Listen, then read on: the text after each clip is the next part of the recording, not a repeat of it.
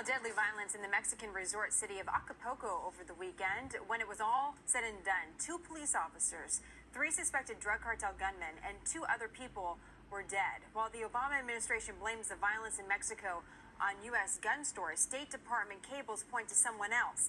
And if you look at this video from a recent Mexican police raid in Juarez, you see grenades and launchers and fully automatic machine guns, items you simply can't buy at a mom-and-pop gun store. So where are they coming from? William Lajeunesse is live in Los Angeles with more on America's Third War. William? You know, publicly, Presidents Obama and Calderon of Mexico both blame the drug violence on guns that are bought here that then cross the U.S.-Mexican border illegally. But you know, the cartels are just exploiting, you know, what they see as a legal, maybe loophole, for lack of a better word.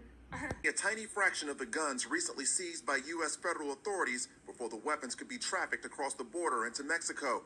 But guess where these guns and many others came from before they could be smuggled across the border? We were able to tell that some of the guns were purchased in the Middle District of Florida. U.S. Middle District of investigation called Operation Thor. And Operation Thor was intended to put together arms trafficking investigations from multiple states, which is surprisingly rare. You know, normally it's, we got this guy, but when they put it together, they realized, like, this is the same network. I-team investigation, Mexican drug cartels are manufacturing and smuggling highly addictive and dangerous drugs into our country. Average Americans are supplying the cartels with firearms that were purchased at American gun stores. And in one of these cases, we found that one of the guns that was purchased by one of these organizations ended up in a firefight between the CJNG cartel down in Mexico and the Mexican authorities. This is one of the most significant problems that we are facing at the border, which we spoke about repeatedly in the last Congress, and I was very happy to see that President Trump confirmed with the Mexican president that this is an issue that needs to be addressed.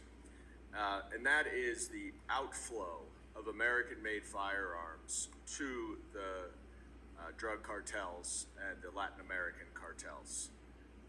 As many know, there's only one gun store in Mexico that is very carefully